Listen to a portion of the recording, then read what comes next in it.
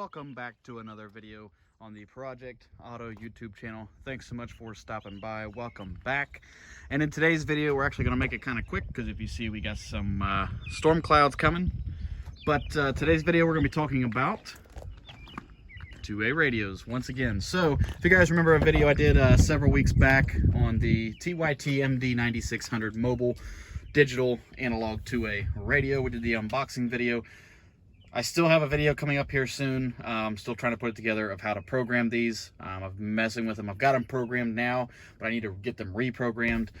So I'm going to take that opportunity to film that for you and show you how to program them. But today's purpose, wow, let me rephrase that.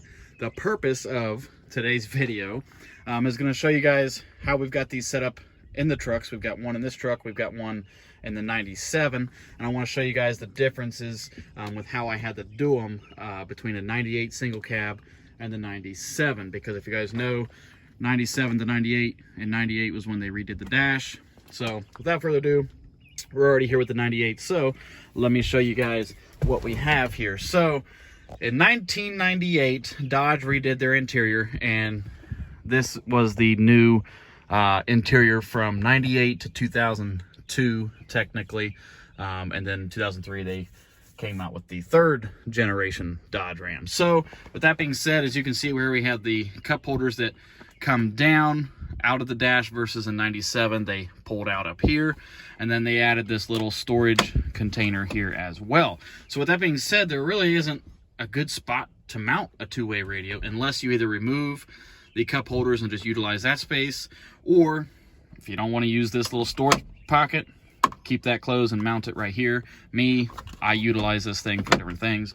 I like my cup holders, so couldn't do it there. Couldn't do it underneath here because it just wasn't a good spot. Same on the other side, and I didn't want to put it up on top of the dash either because it just, to me, it wouldn't look right. So we did the next best thing. So we have the wires running from the radio up underneath the dash through the firewall out to the battery, and then we have the antenna cable running behind the seat right there, and it comes up, and there's the antenna.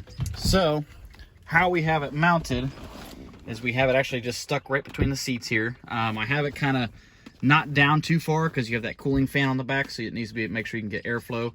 So I have it kind of stuck up a little bit, but it's solid. It hasn't moved. It won't go anywhere. The next thing that I had issues with was where am I going to mount the microphone hanger? Well, again, with these dashes, there's really just not a lot of good spots to mount that kind of stuff like there was in the 97. So I decided that I was going to just mount the hook right here.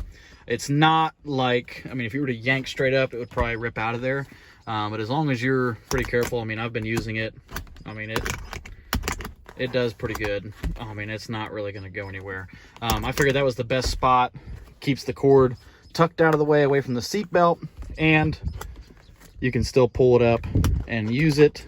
And the cool part is you can still actually open up your center console, get in there, and then if you needed to use the center seat, all you'd have to do is just take the mic off completely there, just lay it off to the side, and you could lift the whole seat up. So that was cool to be able to do that as well. But it keeps everything nice and clean and tidy. Real easy to get to the controls here. Let me go ahead and turn that back off. There we go. Real nice and easy to get to the controls here. I mean, you can adjust your volume. You have your channel knob over here. But the cool part is you don't have to use these buttons, you know, because it's like this. It's still kind of difficult. You can actually do everything from up here. So these will change your channels. This is from zone 1 to zone 2. All that different stuff. So you can change all that from right up here. So that is how everything is mounted in the 1998 Dodge Ram. Nice clean look, simple, easy, perfect. And the cool part is if you still wanted to use that third seat and you needed the room, you could take this radio out completely and just set it on the floor and utilize that space and then just put it back when you're done. So that's how we have it in the 1998 Dodge Ram 1500 single cab 4-wheel drive. So let's head over to the 97 extended cab and I'll show you how it's set up over there. Alrighty guys, so here we are in the 97 Ram. As you can see, totally different dash. It was squared off more. You have the different steering wheel, obviously. Cup holders came out up here instead of down at the bottom. There's no storage trays. So as you can see, we were actually able to mount the radio right up underneath the dash here. Nice and centered. Passenger could operate it if they needed to. It's centered, and just have the regular mounting bracket going into the dash there. The microphone, same thing. We just have the hanger just mounted there to the dash. The only thing I'm not a big fan of is the cord kind of dangles down like so, but if I needed to use the center seat, I could always just pull that up out of the way. No big deal. And then right above the radio, I have my light bar control. And then cool is in 97, they had a little storage tray up here underneath the radio. I can still utilize that without it affecting any of this stuff. So that's pretty cool. It's nice and solid. It's not going to go anywhere. Hasn't moved. Doesn't rattle, jiggle, anything like that. Everything works pretty solid. But yeah, that's how it's set up in the 97. So as you guys can tell, it's totally different. This is my main truck, so I like this setup here. This is the one I use 95% of the time. It's not going anywhere. The other truck isn't going anywhere either for right now, but I like this setup better. But with the 98, like I showed you guys, there's just really no way to really mount it good in that truck. Unless somebody has a suggestion of how I could do it, feel free to comment below. I'm open to suggestions, absolutely. So, but that's how everything's set up in this truck. But I'll have a video, like I said earlier, I'll have a video coming up on programming these guys. And then also, like we've done with every other two-way radio that I've got, we have done a range test.